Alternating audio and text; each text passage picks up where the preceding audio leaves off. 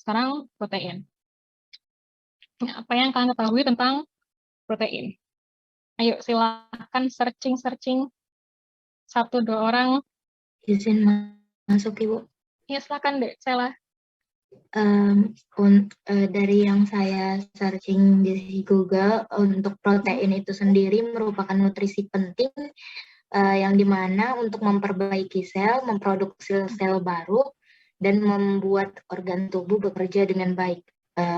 Untuk protein ini sendiri terdiri atas asam amino yang secara umum terbagi menjadi asam amino esensial dan asam amino non-esensial yang dimana fungsi protein ini juga salah satunya adalah menghasilkan enzim dan hormon yang dapat menjaga fungsi sel dan organ tubuh. Sekian, terima kasih, Bu. Ya, terima kasih Dek Sela. Ya, yang lainnya? Satu orang lagi, yuk. Izin masuk, Ibu. Iya, silakan, Shania.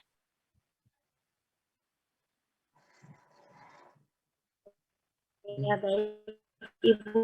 Jadi untuk protein sendiri makro, di mana unsur-unsur yang membentuk protein itu sendiri ada C atau karbon, kemudian ada hidrogen, oksigen, dan juga nitrogen. Dari unsur-unsur itulah terbentuk zat gizi makro, yakni protein. Oke, ya. Ya, terima kasih Dek Shania. Yaitu tadi sebenarnya sudah cukup merangkum materi tentang protein ya. Ya, kita akan bahas tentang apa itu protein. Ya, kita tidak bisa terlepas dari protein ya sebagai bagian dari diet kita. Tadi seperti yang saya sudah sebutkan juga, tidak ada makanan itu yang satu makanan itu cuman adanya karbohidrat atau lemak tok. Jadi bahkan dalam nasi itu juga ada protein, gitu ya. Ya. Protein ialah bagian penting dalam diet. Tadi dengan fungsi-fungsi yang sudah disebutkan oleh teman-teman kalian ya, itulah mengapa protein itu harus ada, selalu ada dalam makan kita sehari-hari. Nah, selain dari makanan, protein itu juga bisa disintesis atau diproduksi oleh tubuh kita. Kalau dari makanan, sumbernya ada apa aja? Dari hewani, nabati, telur ya, telur, daging, unggas, seafood, produk susu. Lalu untuk yang nabati ada kacang-kacangan, tahu, tempe, edamame, dan macam-macamnya lagi. Masih banyak ya. Manfaatnya ada apa aja? Sebagai pembangun, iya. Melawan infeksi, iya. Pembelahan sel, juga iya. Pertumbuhan perkembangan tubuh, iya juga. Transportasi dan gizi lain, juga iya. Ayo, kalian ada ide lagi nggak fungsinya protein itu apa? Itu banyak sekali fungsinya protein dalam tubuh kita. Nah, karena itu ya, protein itu sangat penting. Dan banyak, kalau saya tuh sering perhatikan misalnya intervensi gizi pada ibu anemia. Pada ibu anemia, dia kan misalnya anemia zat gizi besi ya, berarti kan dia akan diintervensi, diberikan pil besi. Tapi kadang tenaga tidak memperhatikan bahwa ternyata si ibu itu juga kekurangan protein, juga kekurangan energi. Sedangkan protein diperlukan untuk mentransport si Fe dan suplemen itu ke seluruh tubuh. Akhirnya apa? Setelah berbulan-bulan, berminggu-minggu, si ibu itu minum tablet besi, nggak ada efeknya. Kenapa? Karena ya proteinnya tuh nggak ada. Gitu loh, dia spike proteinnya kurang. Gitu. Ya. Tadi teman kalian yang menyebutkan bahwa protein itu asam amino. Ya, betul. Protein ialah asam amino yang dia saling menempel membentuk protein. Ada kurang lebih 20 asam amino, di mana struktur umumnya hampir sama. Ya. Lalu, jumlah asam amino yang bisa membentuk protein itu bervariasi. Biasanya ada 250 sampai 300, ada yang ribuan. Ya. Jadi, macam-macam. Tadi juga ada yang menyebutkan unsur dari proteinnya ya, unsur karbon, hidrogen, oksigen, dan nitrogen. Serta unsur lain yang nempel ke si asam aminonya. Ada misalnya fosfor, belerang, dan hem ya, misalnya. Dan asam amino itu punya ikatan-ikatan, ya. Ada gugus amino gugus karboksil, hidrogen, dan radikal. Ya. Oke, ini adalah struktur dari asam amino. Ini asam aminonya ya, aduh. Asam aminonya ada gugus amino, ada karbon, ada karboksila, dan ada R group. Nah, semua asam amino memiliki tiga komponen ini ya, itu sama semua. Tapi yang bikin asam amino itu unik adalah dia memiliki R group yang berbeda-beda. Misalnya asam aminonya glisin, ya dia R-nya tuh ya cuman ini aja. Kalau fenilalanin, dia R grupnya adalah ini. Jadi untuk fenilalanin, dia ada gugus 3 ini ditambah dengan ini sebagai R-nya. Gitu ya. Tirosin juga demikian. Alanin juga demikian. Nah, glisin, alanin, fenilalanin, tirosinnya adalah asam amino. Ya. Terus bagaimana asam amino bisa menempel satu sama lain? Itu maka punya suatu ikatan namanya ikatan peptida. Ya, jadi di sini ada asam amino 1 dekatan dengan asam amino lainnya menjadi dipeptida dengan membentuk ikatan peptida. Kalau asam aminonya banyak, lebih dari 2 ya, itu menjadi polipeptida. Ini dan masih banyak lagi, masih panjang lagi. Nah, ini adalah dia polipeptida ya, dia menjadi membentuk rantai peptida. Di sini ikatan peptidanya ya, antara dua glisin, antara glisin dengan alanin, antara alanin dengan lisin dengan serin. Ini ada ikatan peptidanya. Dia membentuk polipeptida dalam suatu rantai peptida. Gitu. Ini adalah bentuk sederhana, bentuk paling utama, bentuk primer ya, bentuk primer dari si protein. Ya, ini tadi sudah. Lalu mungkin kalau kalian searching tuh ada yang bilang protein, ada yang bilang peptida. Sebetulnya sama aja, gitu ya. Cuman biasanya kalau peptida itu melambangkan asam amino rantai pendek, sedangkan protein itu asam amino yang rantai panjang. Jadi protein itu yang lebih kompleks lagi. Gitu. Nah, ini bagaimana protein bisa mendapatkan bentuknya sampai kayak gini. Protein itu seperti ini bentuknya. Ini adalah rantai asam amino. Gitu ya. Jadi asam amino itu saling nempel, membentuk seperti ini dulu, alpha helix dan beta folded sheet, baru dia bisa membentuk protein. Protein yang seperti ini ya, dia menggulung-gulung, saling nempel sana-sini, bentuknya nggak karuan. Ini adalah protein. Nah, jadi protein itu, bentuk protein itu ada hierarkinya ya, dari bentuk yang paling sederhana sampai bentuk yang kompleks. Nah, yang pertama, tadi saya sudah sebutkan struktur primer. Ya. Ini adalah struktur yang paling sederhana dari protein, struktur primer. Atau dia bisa disebut sebagai sequence asam amino. Ya. Jadi dia cuma asam amino aja gitu. Sequence ya, seperti itu, baru membentuk struktur sekunder. Ya. Struktur ini itu baru terbentuk jika ada interaksi antara asam amino dengan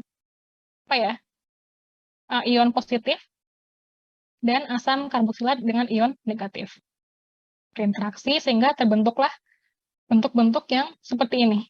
Bisa alpha helix, bisa beta folded sheet. Gitu ya.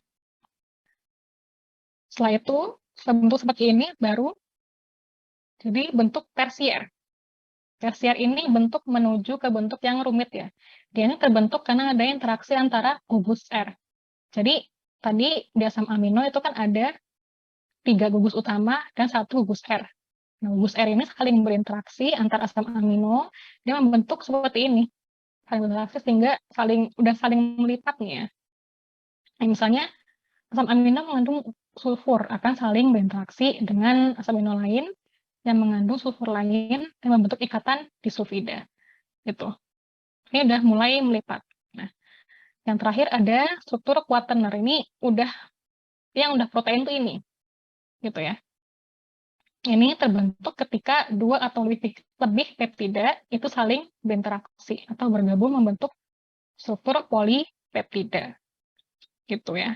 Jadi dari yang bentuk sederhana sampai bentuk yang sudah berlipat-lipat ya, uwal-uwal kayak gini. Nah, ini proteinnya seperti ini deh.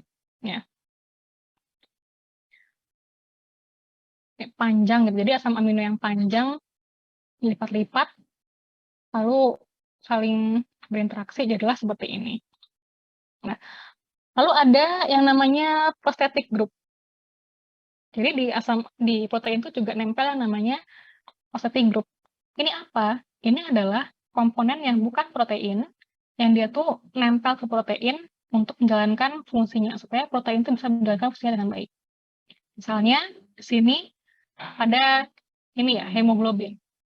Hemoglobin adalah protein yang mengangkut oksigen, ya kan? Untuk menjalankan fungsinya dengan baik, dia harus bergabung dengan hem, gitu. Sehingga di sini prosthetic group-nya adalah hem, nah, lalu gabung ke protein menjadi hemoglobin, sehingga dia bisa menjalankan fungsinya untuk mengangkut oksigen dalam darah. Ya. Lalu itu tadilah proses gimana membentuk protein ya. Selanjutnya gimana sih kalau ada nggak proses yang membuka protein? Ada, namanya proses denaturasi. Ya, di sini proses pembukaan sequence protein. Jadi struktur seperti apa yang bisa dibuka proteinnya? Itu ada struktur sekunder, tersier, dan kuaterner. Tapi tidak dengan primer. Kalau primer ya udah, dia udah untuk paling sederhana kan, gitu udah bentuk primer, dia nggak bisa dibuka lagi. Tapi kalau yang sekunder, tersier, kuaterner itu masih bisa dibuka. Ya. Kondisi apa yang bisa menyebabkan denaturasi? Fisik, asam, deterjen, asam panas ya, maaf. Fisik, panas, deterjen, asam basa, garam, alkohol, logam berat. Tuh. Sekarang kita lanjut ke jenis asam amino. Tadi teman kalian ada yang menyebutkan asam amino, ada asam amino yang esensial dan non-esensial. Ya. Ada referensi yang mengatakan bahwa asam amino itu ada dua jenis, esensial, non-esensial, tapi ada juga referensi yang mengatakan bahwa asam amino ada tiga jenis, esensial, non-esensial, dan conditionnya esensial atau esensial bersyarat. Gitu ya. Esensial, tadi di lemak kita sudah singgung, istilah esensial itu mengarah pada kita membutuhkan bahan itu dari makanan, karena tubuh kita tidak bisa memproduksinya. Ya, jadi asam amino esensial itu harus dapat dari makanan.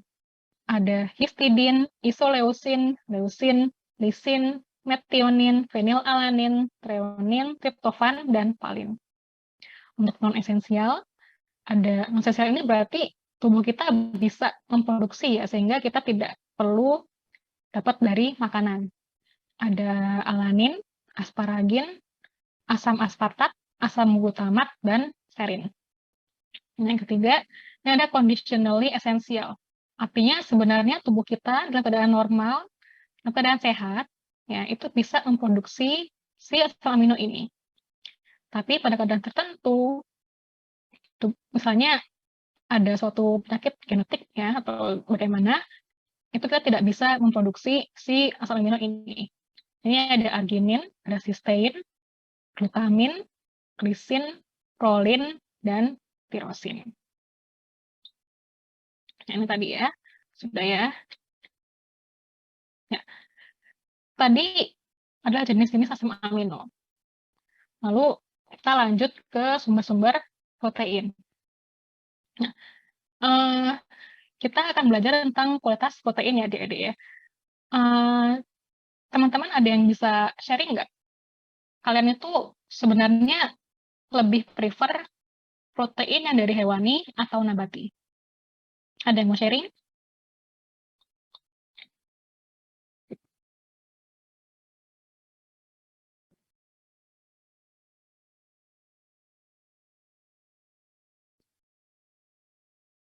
Ya, mungkin yang di kelas ada yang mau cerita kalian sebenarnya tuh lebih seneng yang mana? Protein hewani atau nabati?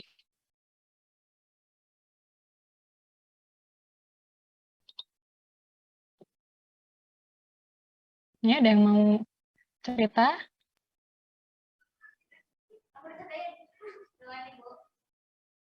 Gimana?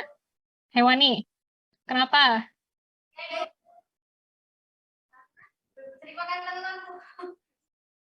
Gimana? Lebih dominan makan telur, Ibu. Makan telur. Oke. Yang lain? Atau mungkin kalian lebih suka Ayam. hewani karena rasanya enak gitu. Karena rasanya gurih. Ya. Oke. Hewani, Ibu. Hewani, oke. Dan hewani belum pernah dan mendapatkan ibu ya. Oke. Jadi adik-adik prefer yang hewani ya. Oke. Terus kita lihat apa sih sebenarnya bedanya gitu antara hewan dengan nabati. Ternyata sumber protein kita itu memiliki yang ada di alam yaitu memiliki kualitas yang berbeda-beda tergantung pada jenisnya. Nah, di sini ada dua parameter yang menentukan kualitas dari protein dari sumbernya. Yang pertama adalah kelengkapan asam amino, dan yang kedua adalah bioavailabilitas. Jadi ada protein yang dia asam aminonya itu nggak lengkap, ada yang lengkap. Lalu ada juga protein yang dia lebih mudah dicerna oleh tubuh, dan ada juga yang sulit atau sedikit dicerna oleh tubuh. Yang pertama tentang kelengkapan asam amino. Dibagi jadi dua lagi. Ada protein lengkap sama protein tidak lengkap. Protein lengkap, dia mengandung asam amino esensial yang lebih kuat, artinya cukup ya dan lengkap gitu.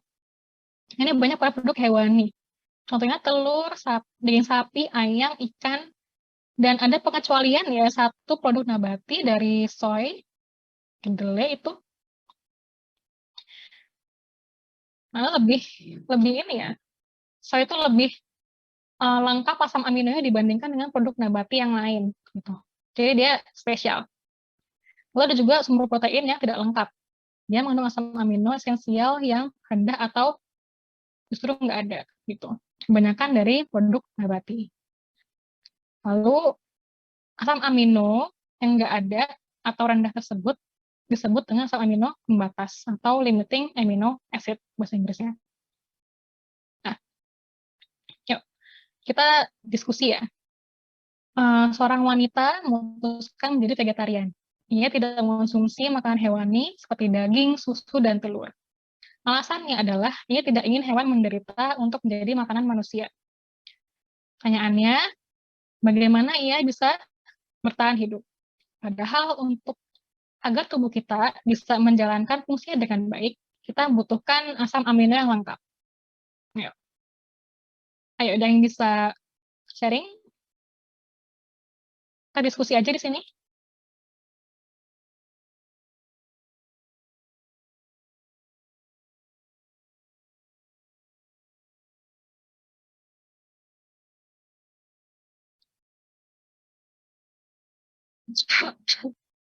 Ya, ada yang bisa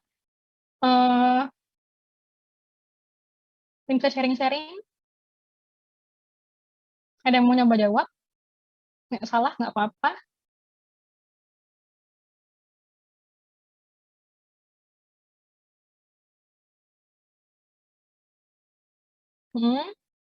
Nggak ada. Yang tahu yang di kelas tahu nggak?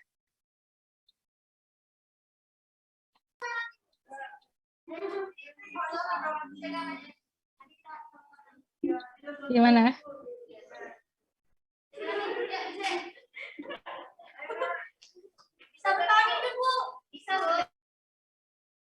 Ya, gimana? Minum susu kedelai, Ibu. Minum susu kedelai, oke. Makan tempe tahu. Oke. Oke. Ya. Jadi, ini Adik ya. Kan tadi betul ya, orang vegan itu bisa makan semua protein dari tempe tahu, kacang kedelai juga bisa. Tapi gini, apakah kalian tahan, misalnya kalian tuh nggak vegan, tapi kalian tahan nggak, misalnya tiap hari gitu, makanya tahu tempe aja. Tahu tempe aja, terus kedelai aja. Tahan nggak? Mungkin sebulan 2 bulan tahan gitu. Tapi untuk seumur hidup apakah tahan gitu? Enggak kan? Oke. Yuk, kita bahas ya. Jadi, sebetulnya ada satu konsep tentang protein complementation. Artinya, kita bisa saling melengkapi kebutuhan asam amino itu dari sumber yang berbeda-beda. Ya. Misalnya di sini beras atau jagung dia rendah lisin. Artinya di sini sebagai asam amino pembatas ya. Tetapi dia memiliki cukup metionin. Sedangkan kacang-kacangan itu dia rendah metionin, tapi dia cukup lisin. Sehingga kedua makanan ini itu bisa dimakan bersamaan untuk saling melengkapi asam aminonya, gitu ya. Dan mencegah orang diet yang vegan itu mengalami defisiensi protein, gitu. Jadi memang pada orang vegan itu dia perlu belajar ekstra mengenai cara agar dia tuh bisa memenuhi kebutuhan proteinnya, gitu ya. Jadi diet vegan tuh nggak hanya kita makan nasi sama kangkung aja atau nasi capcay aja gitu. Tapi kita juga harus perhatikan bagaimana kita memenuhi protein kita, gitu ya. Menambahkan protein dari berbagai macam produk-produk tanaman dari plant-based gitu. Jadi tidak vegan itu nggak hanya makan sayur tok, tapi juga apa ya, kita biasanya orang vegan itu banyak makan kacang-kacangan juga. Nah, yang kedua adalah bioavailabilitas. Ini adalah kemampuan tubuh dalam mengabsorpsi atau menyerap asam amino. Gitu ya. Ini ada 2 tipe protein. Sumber protein dengan kualitas tinggi dan satu lagi kualitas rendah. Kalau kualitas tinggi, dia asam amino itu dapat diabsorpsi dan digunakan dengan mudah oleh tubuh. Ini juga umumnya pada protein hewani. Contohnya ikan, unggas, susu, daging. Lalu kalau yang kualitasnya rendah, dia asam aminonya lebih sulit untuk diabsorpsi dan digunakan oleh tubuh. Umumnya dari produk nabati. Nah, sintesis dan penyerapan protein itu akan lebih efisien jika kita mengkonsumsi sumber-sumber protein yang kualitasnya tinggi gitu. Jadi gini ya, saya ada pertanyaan. Kan brokoli 1 cupnya itu memiliki jumlah protein yang sama dengan ayam 1 potong gitu, misalnya. Itu apakah nanti protein yang diserap oleh tubuh apakah akan sama?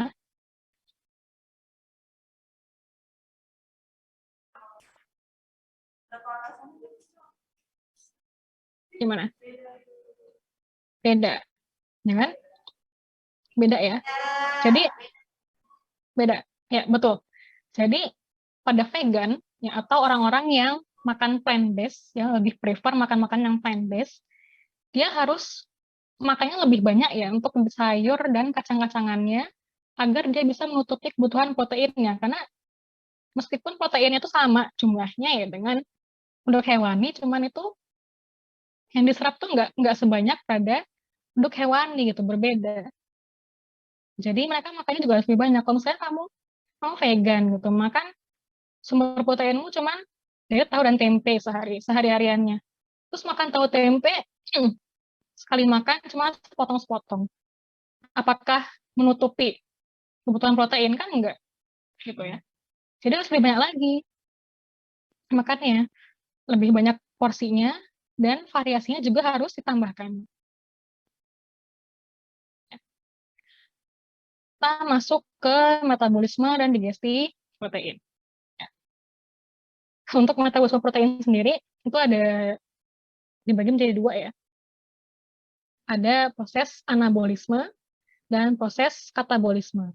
Anabolisme ini adalah proses reaksi tubuh untuk membangun protein. Ya, dia membangun protein itu dari asam-asam amino dengan tambah energi untuk menjadi protein. Yang kedua ada katabolisme. Itu adalah reaksi memecah ikatan kompleks protein menjadi lebih sederhana. Ya, dia memecah protein menjadi asam-asam amino. Beda ya, anabolisme itu dia membuat protein, kalau katabolisme dia memecah protein. Ya. Kalau yang katabolisme, ya, dia protein dari asupan itu dicerna menjadi individual asam amino oleh enzim dan HCl, gastric acid ya, di lambung, itu ketika diserap. Dan proses perubahan protein menjadi energi itu terjadi di liver melalui proses deaminasi. Untuk yang anabolisme atau biosintesis protein, itu ada 4 proses ini. Sintesis asam amino, sintesis RNA, transkripsi, dan translasi. Kita yang ini hanya cukup sekedar tahu aja ya, kita akan banyak bahas yang bagian katabolisme. Ini biar kalian tahu aja, ini adalah proses dari anabolisme. Proses gimana kita tubuh kita membuat protein. Jadi ini butuh yang namanya ini ya. Ini itu protein yang memberikan sinyal. Ini nukleus, ini ribosom. Jadi sinyal kita tuh mengirimkan saat kita mengirimkan sinyal bahwa kita tuh butuh membuat protein gitu. Terus sinyal itu masuk ke nukleus, akhirnya nukleus itu melakukan suatu transkripsi gen untuk membuat strand mRNA. Ini dari DNA ya, membuat strand mRNA. Terus strand ini dikirimkan ke ribosom untuk melakukan translasi. Gitu. Membuat tRNA. Untuk membuat protein. Membuat polipeptida. Gitu. Ini untuk pengenalan aja ya. Lalu bagaimana protein itu dimetabolisme dalam tubuh? Pertama, protein kan dimakan, diserap, lalu masuk ke suatu simpanan asam amino yang disebut dengan pool amino acid, pool asam amino. Nah, dalam pool ini nanti terserah tubuh mau ngapain. Tubuh bisa memecah protein atau bisa untuk membangun protein yang lain. Seperti itu ya. Jadi, dan itu dinamis gitu ya. Ini tuh berlangsung secara kontinu juga, dinamis dan kontinu. Secara ini ya. Oke, terus nah ini caranya gimana protein itu bisa masuk dicerna. Jadi pertama kita makan ikan, contohnya ya, sumber protein dihancurkan dalam mulut, lalu air plus enzim larutkan makanan membentuk kim. Dan kim ini kan masih ini ya, protein yang besar ya, molekul protein, terus ada enzim yang memecah protein ini menjadi polipeptida pendek. Lalu polipeptida pendek ini akan dipecah dengan enzim erepsin menjadi asam amino. Ya. Asam amino. Individual asam amino. Nah, asam amino ini nanti akan diserap oleh projonjot usus, ya, masuk ke enterosit. Dia bisa langsung diserap oleh jaringan tubuh untuk melaksanakan fungsi sensi protein itu, dengan hasil sampingan atau waste produknya adalah urea yang akan dikeluarkan melalui urin. Protein itu juga bisa digunakan sebagai sumber energi. Ya, ini prosesnya terjadi di liver melalui proses deaminasi, proses pelepasan gugus amino, ya, jadi asam ketul, dan dia akan masuk ke siklus asam sitrat seperti metabolisme karbohidrat, gitu ya.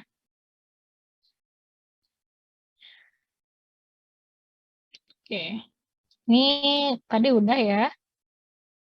Secara mekanis di mulut, kimiawi, lamunan usus. Kalau di lambung itu ada reaksi denatur membuka gulungan protein. Denaturasi itu dilakukan oleh asam klorida atau asam lambung ya, HCl lambung gitu. Lalu HCl itu juga mengubah enzim pepsinogen yang belum aktif menjadi enzim pepsin yang aktif. Dan dia fungsinya adalah untuk memecah ikatan peptida. Gitu. Di lambung juga ada enzim renin yang dia berfungsi untuk mencerna susu. Dia mencerna susu lebih baik ya dibandingkan pepsin.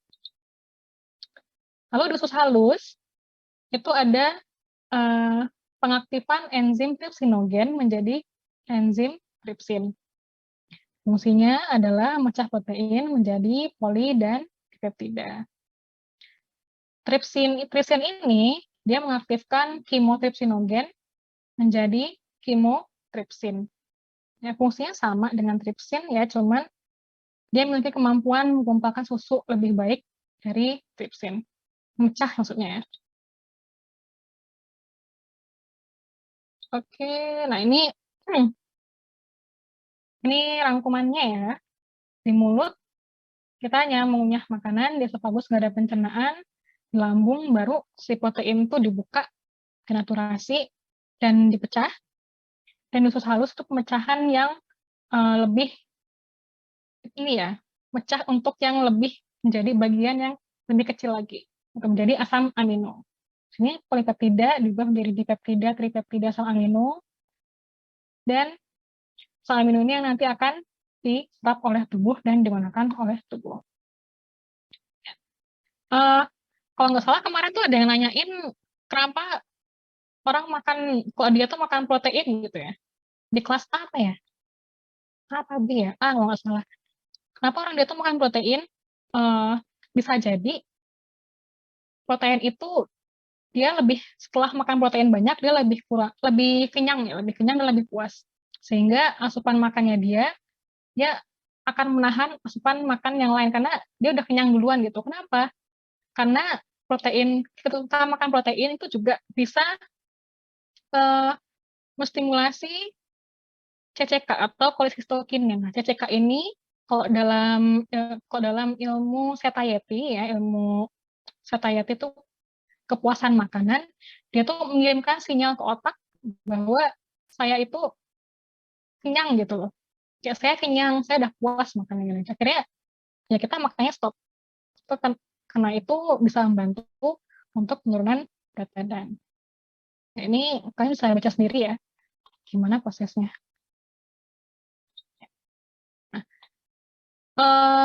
Ini protein, karbohidrat, dan lemak. Jadi kelebihan karbohidrat, protein, dan lemak, ini kalau kelebihan sama-sama disimpan dalam bentuk lemak. Ya. Nih, ketika protein dan energi kita sudah memenuhi kebutuhan gitu ya, tapi kita ternyata makannya kelebihan. Ini akan diubah jadi asam amino, menjadi asam lemak, dan disimpan sebagai sel lemak di jaringan adiposa. Gitu ya. Atau bisa juga masuk sebagai protein sintesis dan disimpan di otot, jaringan otot. Tapi kalau tubuh kita butuh energi, gitu ya, protein juga bisa memecah diri menjadi energi. Ya. Dari mana? Protein akan diambil dari otot dalam proses namanya proteolisis, ya. Jadi asam amino. Asam amino ini nanti akan masuk ke proses gluconeogenesis. Glukosa, neo, baru, genesis, pembuatan.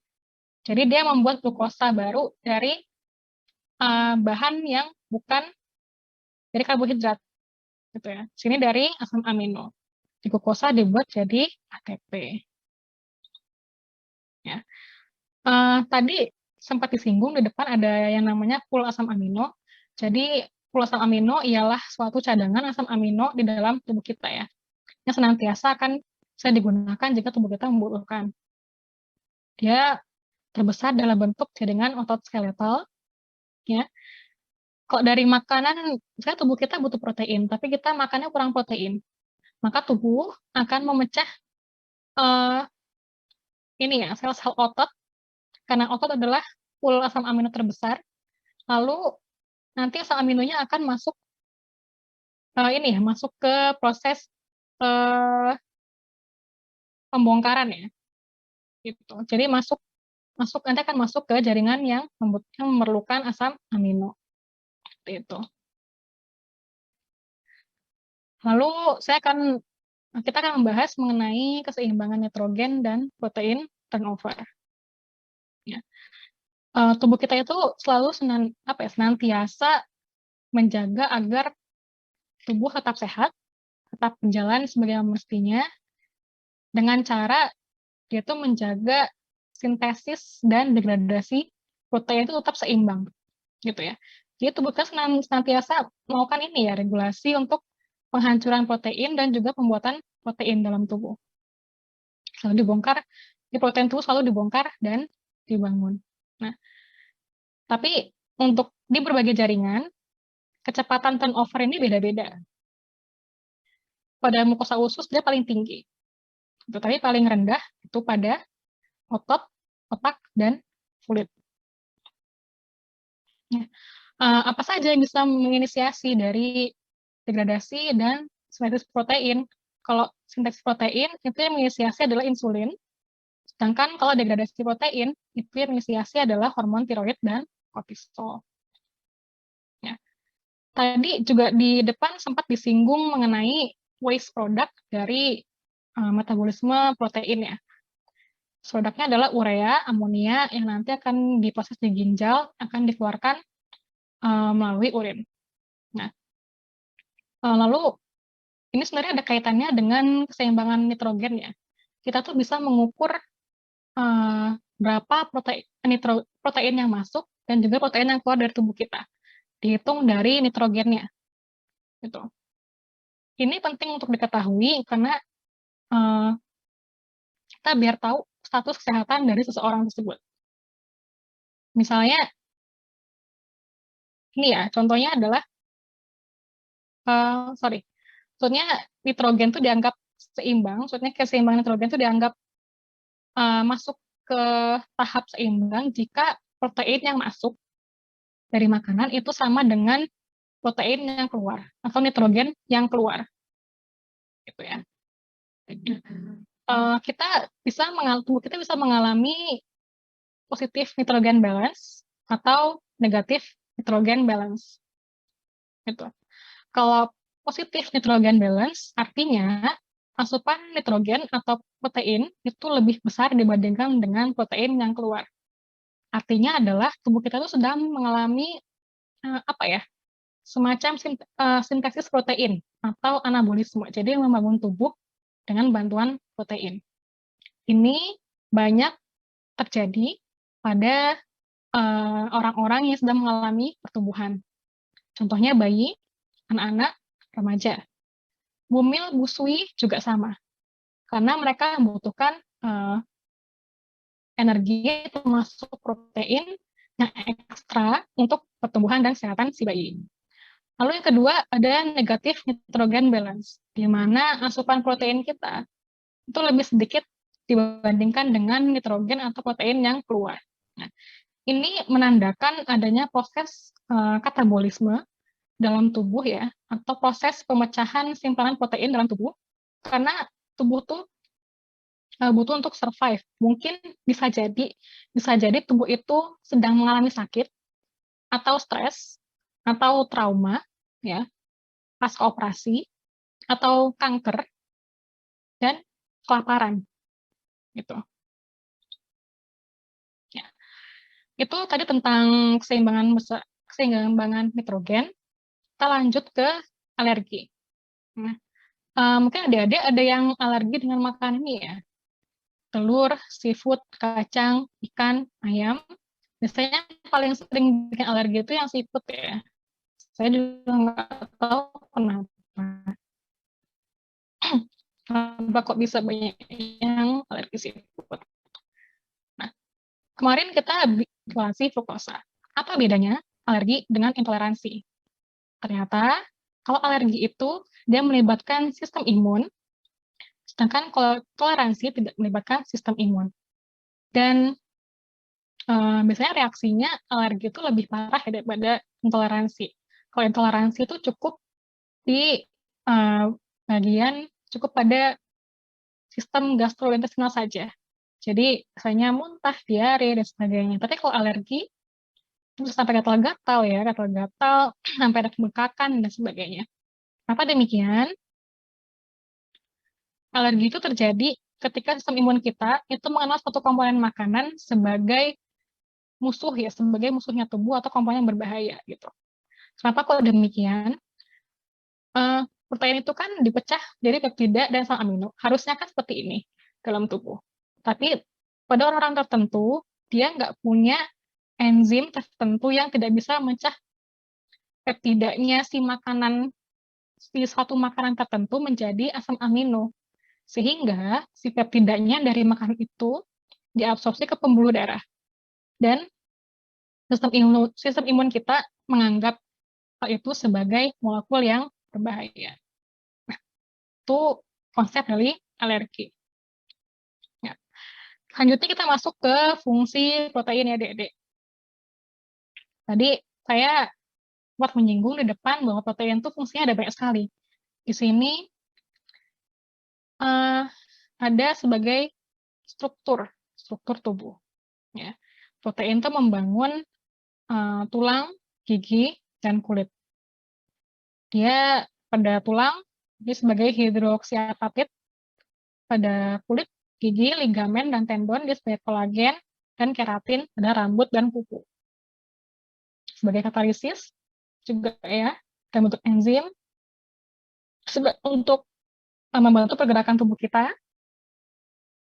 Ini ada aktin miosin pada otot, terus sebagai alat transportasi, zat gizi. Dan juga sebagai komunikasi antar sel, sebagai proteksi tubuh, ya, sistem imun, lalu untuk regulasi cairan dan regulasi pH tubuh. Regulasi cairannya dengan albumin. Ya. Bagaimana protein itu bisa meregulasi keseimbangan cairan? Ya? Jadi untuk keseimbangan cairan dalam darah, dalam tubuh kita itu diregulasi banyak diperankan oleh albumin. Ya, jadi ini darah ya, dari jantung menuju paru-paru. Ketika darah keluar, kan pembuluh darahnya itu menyempit ya. Kalau pembuluh darah menyempit tuh cairan dan zat gizi cenderung untuk keluar dari pembuluh darah karena tekanannya meningkat. Ya, tapi si albumin itu dia menarik lagi cairan dan zat gizinya supaya masuk lagi gitu ke pembuluh darah. Gitu. Jadi supaya di bagian interstisialnya ini nggak terlalu banyak cairan. Kalau albuminnya rendah, ini bisa terjadi penumpukan cairan di bagian interstisial dan bisa menyebabkan edema. Ya, albumin, protein yang paling banyak ditemukan dalam darah, dia juga diperlukan selain untuk tadi ya, untuk keseimbangan cairan, untuk regulasi keseimbangan cairan, juga untuk penyembuhan luka, membantu darah membawa oksigen, melakukan infeksi. Gitu ya. Lalu, ketika orang sakit parah, biasanya albuminnya juga turun drastis. Ini bisa karena berbagai macam akibat ya. Bisa karena tubuh itu menggunakan protein dalam jumlah banyak untuk membantu menyembuhkan sakitnya, atau protein itu bocor ke jaringan yang membengkak, atau terdapat organ tubuh yang bekerjanya nggak maksimal gitu. Misalnya situasinya darahnya memburuk atau ada penurunan fungsi liver, ginjal, usus.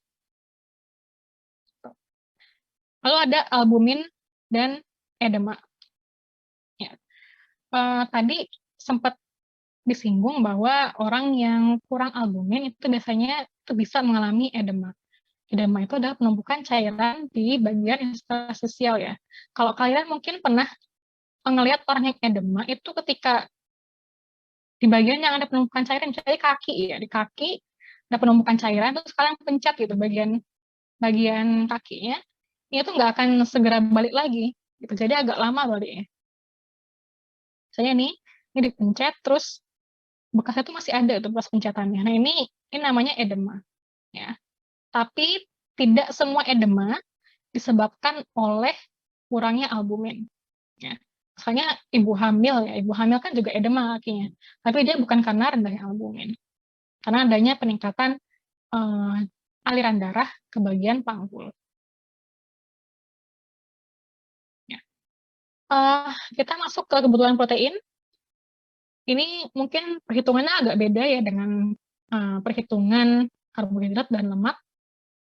Di sini kebutuhan protein untuk orang dewasa normal itu sebesar 0,8 gram per kilogram berat badan per hari. Di mana 1 gram protein itu sama dengan setara dengan 4 kilokalori energi.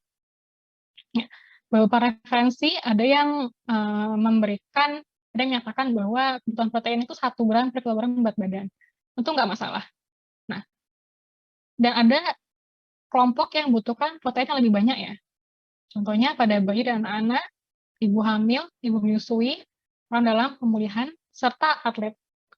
Atlet itu bisa makan protein hingga 3,5 gram per kilogram berat badan. Gitu.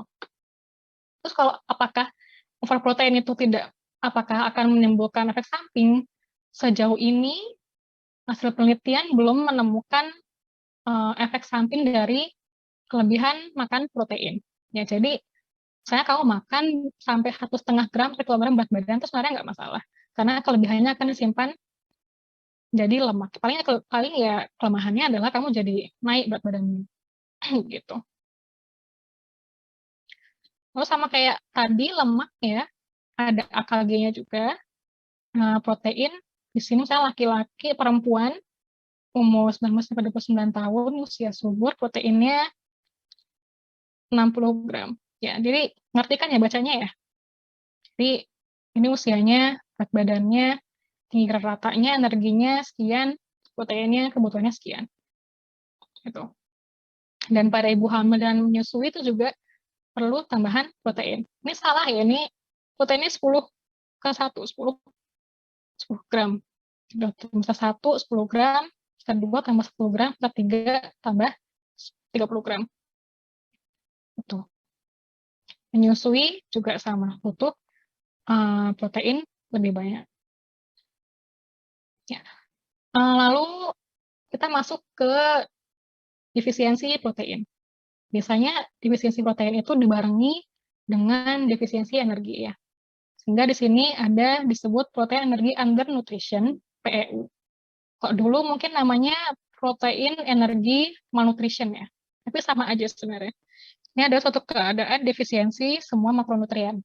Jadi dia kurang karbohidrat, kurang lemak, juga kurang protein. Biasanya orang-orang seperti ini itu juga mengalami defisiensi berbagai macam mikronutrien.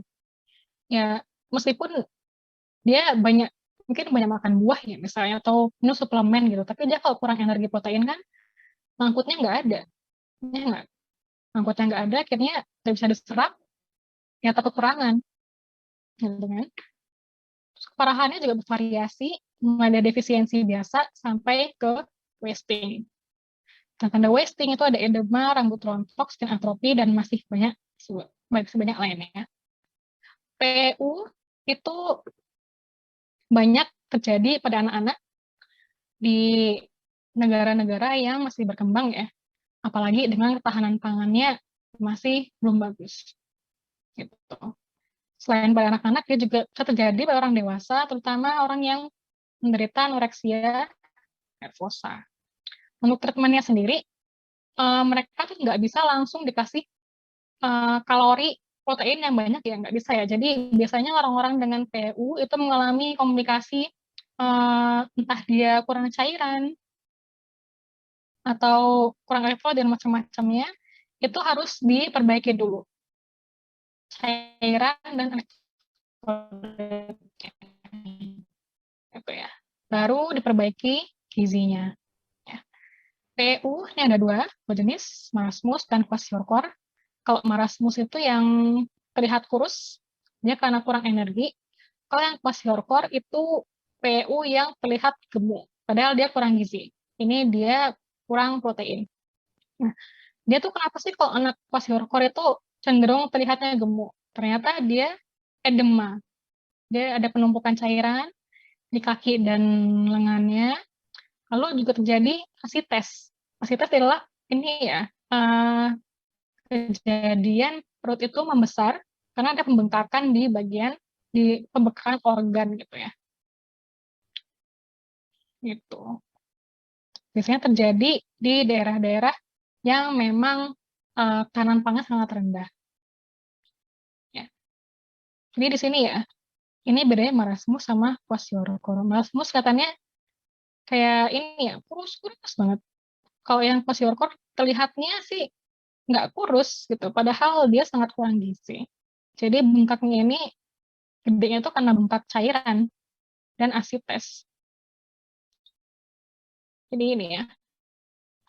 Dan anak-anak yang kwashiorkor maupun marasmus itu sebenarnya juga sama-sama beresiko mengalami infeksi adik-adik ya.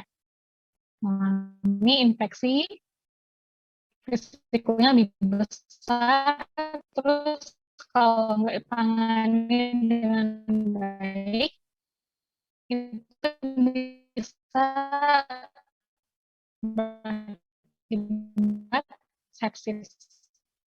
Sepsis itu sudah reaksi infeksi yang paling selain kurang protein itu juga bisa terjadi pada seluruh usia ya dek ya, terutama untuk ibu hamil, ibu menyusui atau wanita usia subur ya yang ingin nanti akan menikah dan ingin punya anak gitu. Biasanya kalau saya dulu di puskesmas itu sering menemukan ibu-ibu tuh diet atau soal ibu diet terus dia jadi kurus banget. Ternyata saat di recall di FFQ dia energi dan protein sangat rendah gitu. Dan dia juga anemia. Dan banyak ini ya tenaga kesehatan itu mereka lupa bahwa supaya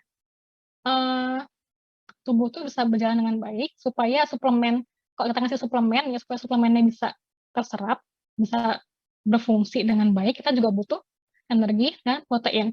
Nah, kebanyakan tuh lupa bagian itu deh. Jadi karena di anemia ya udah cuma dikasih tablet FA aja gitu. Untuk yang dietnya nggak ada intervensi dan si ibu tersebut juga tidak ada usaha untuk menambahkan kalorinya, menambahkan asupan proteinnya. Akhirnya apa ya nggak ada perubahan. Gitu. Anemia ya tetap anemia karena FE yang dari pil FE-nya itu tablet besinya itu tidak ada pengangkutnya gitu. Jadi seperti itu. Oke, ya itu saja. Ada pertanyaan sebelum masuk kuis?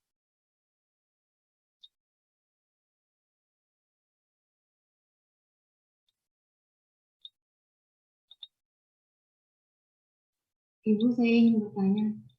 Iya, silakan. Baik, Ibu. Tadi kan saya ingin bertanya mengenai penyakit kwashiorkor. Nah, itu biasanya kan terjadi oleh anak-anak di Afrika, di tempat-tempat yang emang susah sekali untuk mendapatkan sumber makanan, sumber protein seperti itu, Ibu kan, karena kan gersang Afrika itu kan, Ibu.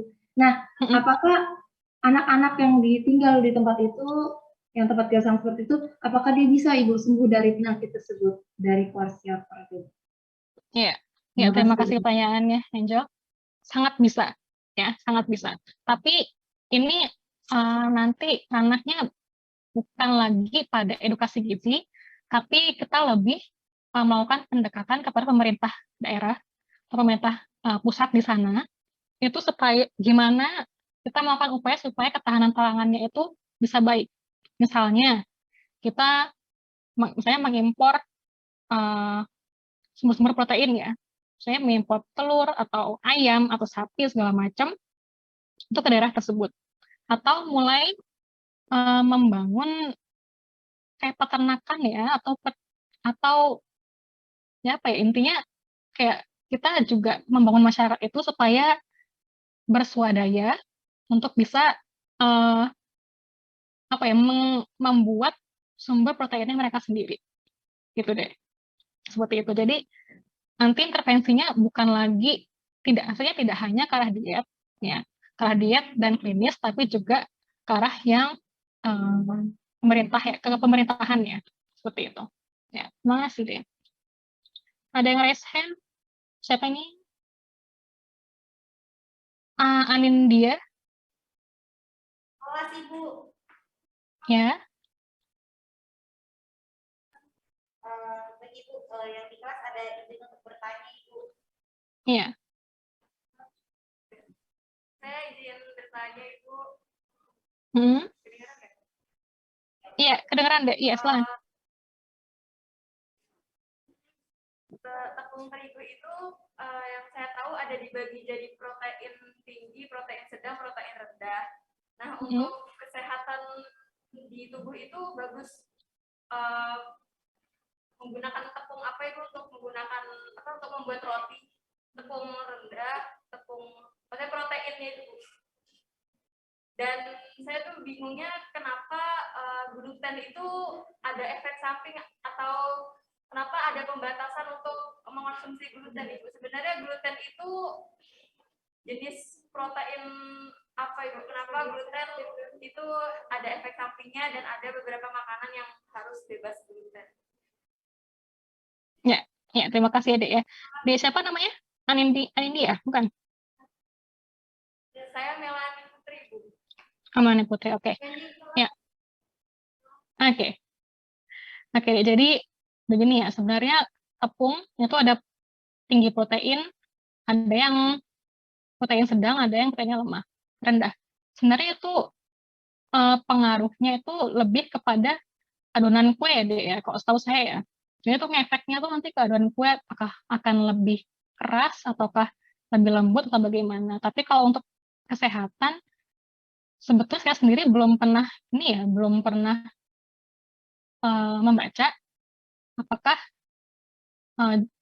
jumlah protein yang berbeda pada tepung bisa mempengaruhi kesehatan. Kalau secara teori, protein tinggi itu kan bagus ya untuk kesehatan ya, secara teori. Tapi untuk aplikasinya apakah akan berbeda, itu saya belum menemukan sejauh sana. Untuk gluten, gluten ini banyak mispersepsi ya. Jadi, memang ada beberapa orang yang dia tuh alergi gluten. Jadi orang yang kalau dia makan gluten, itu dia bisa mengalami celiac disease. Celiac disease itu ini ya, penyakit pada sistem pencernaan, pada usus halus. Jadi usus halusnya itu nanti jadi bermasalah, sakit perut gitu. Lalu apakah kita perlu membatasi gluten? Jawabannya tergantung. Apakah kamu mengalami itu alergi gluten? Gitu ya. Maksudnya apakah kamu perlu untuk membatasi gluten? Setiap orang tuh beda-beda. Kalau orang Indonesia itu sangat jarang ya yang nggak bisa makan gluten. Jadi sebetulnya tidak perlu khawatir kalau ada makanan yang tinggi gluten. Tapi untuk orang-orang yang di Western, di Amerika, Inggris itu mereka justru cukup banyak orang-orang yang mereka nggak bisa makan gluten. Sehingga bahkan di toko kuenya ya itu saya pernah lihat ada yang gluten free, ada yang enggak. Jadi mereka tuh bisa milih seperti itu. Jadi sebetulnya kenapa apakah kita perlu menghindari gluten? Ya jawabannya tergantung. Apakah kamu bisa nggak makan gluten? Kalau kamu nggak masalah dengan makan gluten, nggak ada masalah pencernaan, ya nggak masalah. Makan aja gitu. Gluten tuh ditemukan banyak pada tepung-tepungan ya. Jadi kalau makan roti, makan kue itu pasti ada glutennya. Gitu. Jadi gitu deh jawabannya.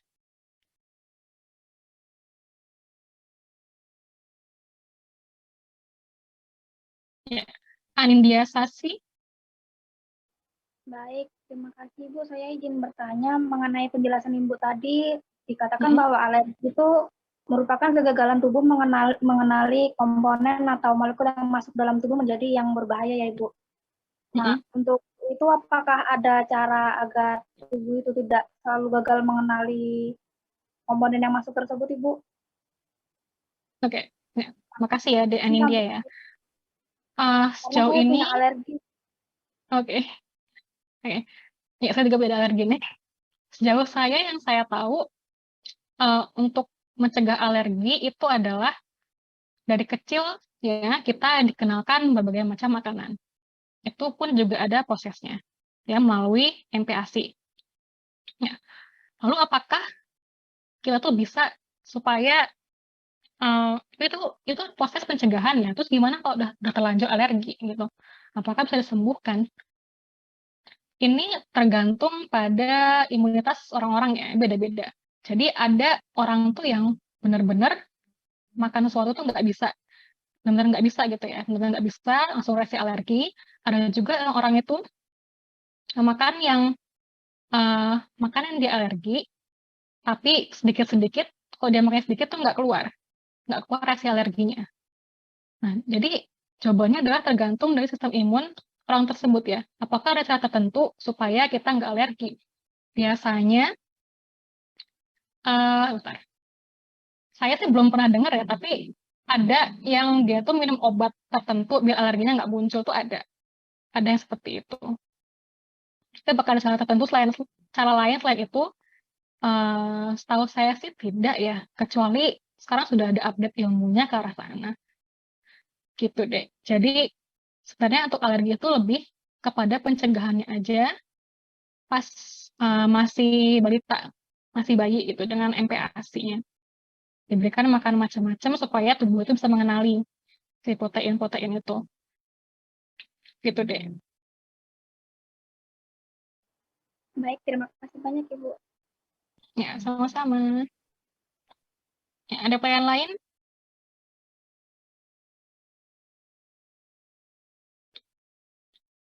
Ini udah ya. Kita lanjut ke kuis. Oke. Yang pertama, perhitungan protein. Seorang wanita sehat, usia 20 tahun, memiliki berat badan 58 kg dan tinggi badan 160 cm.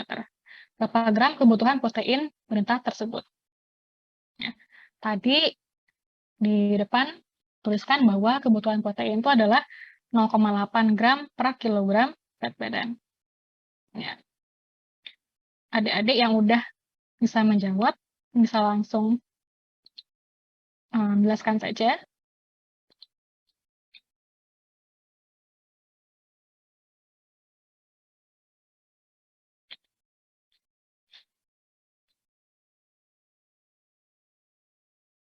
Ada yang sudah menemukan?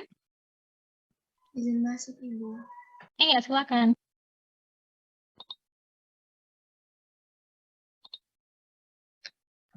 Sudah 46,4, Bu. 46,4 gram. 0,8 per berat badan. Jadi dikalikan 0,8 kali 58 kg, dapatnya 46,4 gram. Oke, ya. Yang di chat juga ya, 46,4, 4,4. Oke. Caranya gimana tadi, adik-adik? 0,8 kali 58, Ibu. Oke. Berapa hasilnya? 46,4, Ibu. 46,4. Satuannya? Gram ya. Gram. Oke, gram protein ya. Seperti ini ya. Kalau gramnya mau diubah jadi kilokalori, jadi gimanain? Oke, dikali 4 ya. 4. Oke, ya. Tuh. Udah paham berarti ya?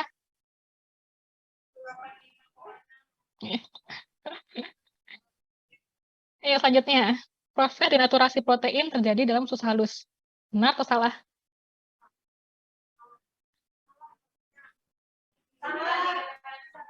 Salah. Yang benar apa?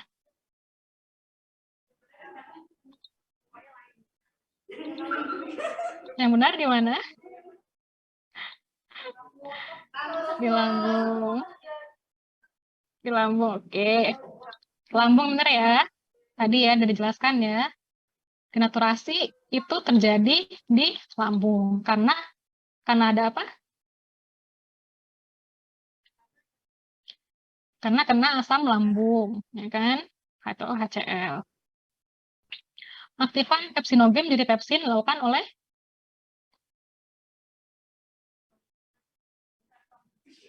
pepsinogen jadi pepsin dilakukan oleh HCl. adalah HCl, asam klorida. Oke, asam lambung, HCl, asam klorida, asam lambung sama ya. Oke. Nih, hemoglobin bukan termasuk protein, sedangkan keratin dan kolagen adalah protein.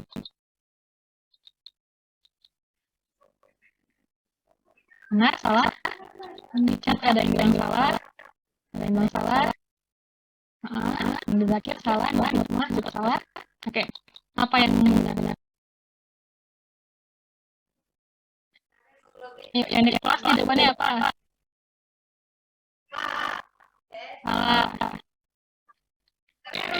Kenapa? Hemoglobin juga protein, ya kan? Karena dia jadi semuanya protein ya. Hemoglobin protein, kreatin protein, kolagen juga protein, ya. Ya, betul. Jawabannya salah. Oke. Ya, oke. Sampai sini saja kuliah kita hari ini. Ada pertanyaan lagi? Monggo tanyakan saja. Nih kita masih ada 12 menit lagi. Saya sambil ini ya, evaluasi paper kalian kemarin ya. Makalah kalian kemarin. Oh ya, ini udah absen semua belum?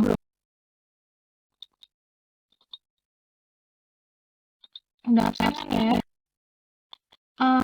Untuk paper kemarin, tugas yang kemarin itu sebetulnya sudah menjawab pertanyaannya. Cuman konsen saya adalah kalian udah pernah nulis masalah belum ya sebelumnya? Semester 1 atau tugas-tugas kuliah lain? Udah pernah Ibu. Udah pernah. Oke. Jadi ini ya. Konsen pertama adalah kalau kita atau kalian gitu ya baca sebuah paper atau baca makalah itu kan ada adalah kerapian ya. Saya masih menemukan makalah itu masih belum rapi ya. Jadi rapi di sini maksud saya adalah fontnya ada yang nggak sama. Jadi ukuran font itu harus sama. Ya. Maksudnya sama itu yang mau yang heading 1, heading 2 mau dibuat beda itu nggak masalah. Tapi sama-sama heading 1 itu harus sama fontnya. Gitu ya. Ukurannya sama. Terus kalian harus samakan juga di satu makalah itu mau fontnya apa? Mau Times New Roman semua kah? Atau mau Arial semua kah? Serahkan kalian yang disepakati sama kelompok. Yang penting sama, harus sama ya. Terus spasi ya, spasi itu juga menjadi konsen. Ini ada ada 2 paragraf itu saling harus bahwa semua spasinya berbeda. Yang satu spasinya 1,5, yang satu ada yang 2, ada yang 1 gitu. Jadi saya mohon untuk yang akan datang untuk makalah kita yang nggak general itu perbaiki. Jangan sampai seperti itu lagi. Selain itu ada yang menggunakan istilah bahasa asing. Misalnya kalian menggunakan laktos intoleransi, itu kan bahasa Inggris.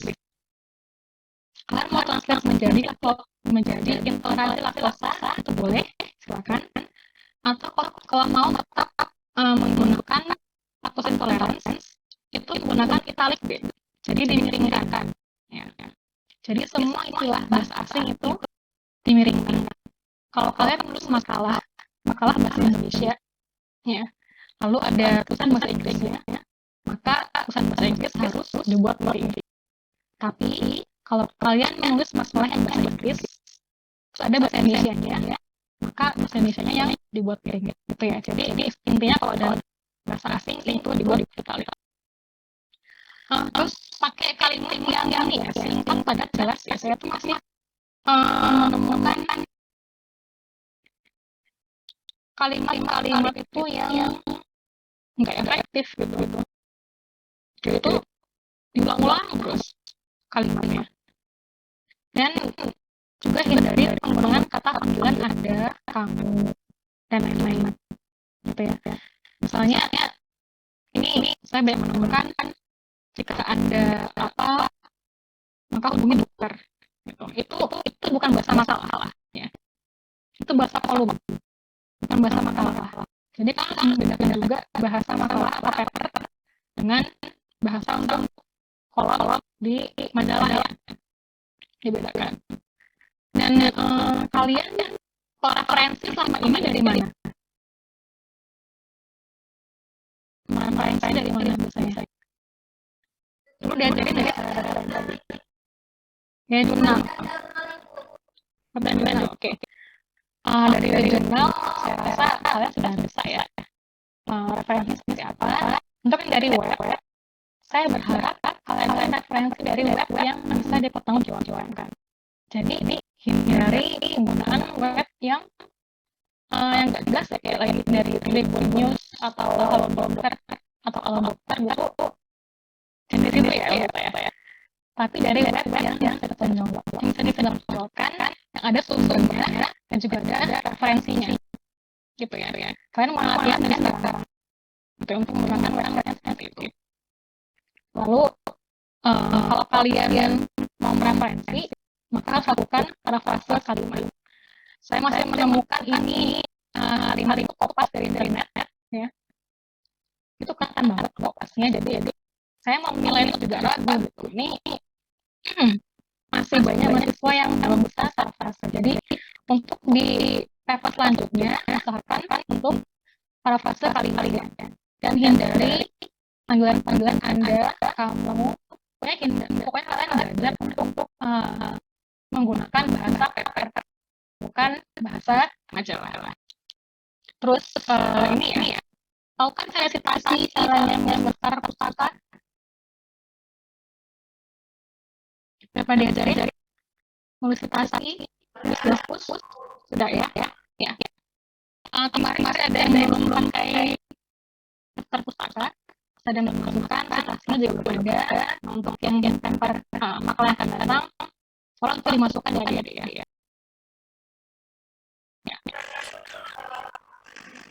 Oke, ada yang nanya. Untuk presentasi nanti hari Kamis ya. Kamis insya Allah saya bersehat, saya akan ke kelas. Itu aja sih kalau dari isi chatnya sendiri sudah menjawab pertanyaan. Ya, di kelas silakan. Terima kasih Bu untuk paper yang malam itu kan disesuaikan dengan 3 malam itu, jadi untuk itu udah Oke. Ya. Oke. Itu sebenarnya kalau mau dibuat di footnote juga nggak masalah sih. Nulis daftar itu karena kalau nggak salah ada yang pakai footnote ya di makalahnya. Ada pakai footnote ya. Nah, menurut saya begini deh. Kalian itu kan membuat suatu makalah atau paper itu kan bukan ide kalian ya. Soalnya tuh begini, itu tuh bukan dari hasil kalian analisis, bukan hasil dari kalian melakukan penelitian gitu. Maksudnya kan itu mengutip kalimat dari orang lain. Nah, kita latihan menulis ini sebenarnya untuk membiasakan diri kita mengutip dari penelitian orang lain ya, dan bagaimana bisa melakukan kesimpulan. Gitu. Jadi untuk kedepannya kalau untuk footnote pakai dapus ya, kita pasti tulis itu yang itu siapa yang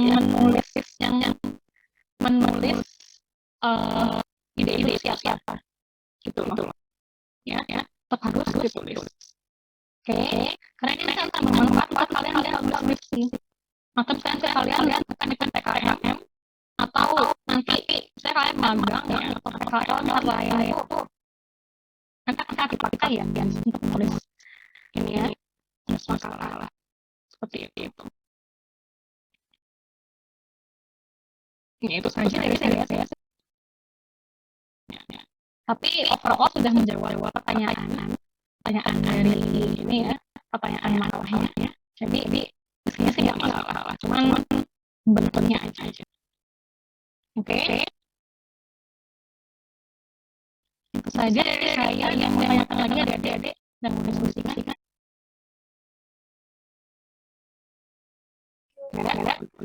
Ya. Oke, ya terima kasih adik-adik sudah masuk kelas hari ini. Saya mohon maaf bersama adik-adik di kelas. Insya Allah semoga kami bisa bertemu lagi adik-adik ya. Saya bantu ya. Oke, ya saya izin untuk undur diri adik-adik. Terima kasih. Assalamualaikum warahmatullahi wabarakatuh. Waalaikumsalam warahmatullahi wabarakatuh. Terima kasih banyak Ibu. Terima kasih banyak adik-adik. Semoga sehat selalu. Amin. Terima kasih, Bu. Dede.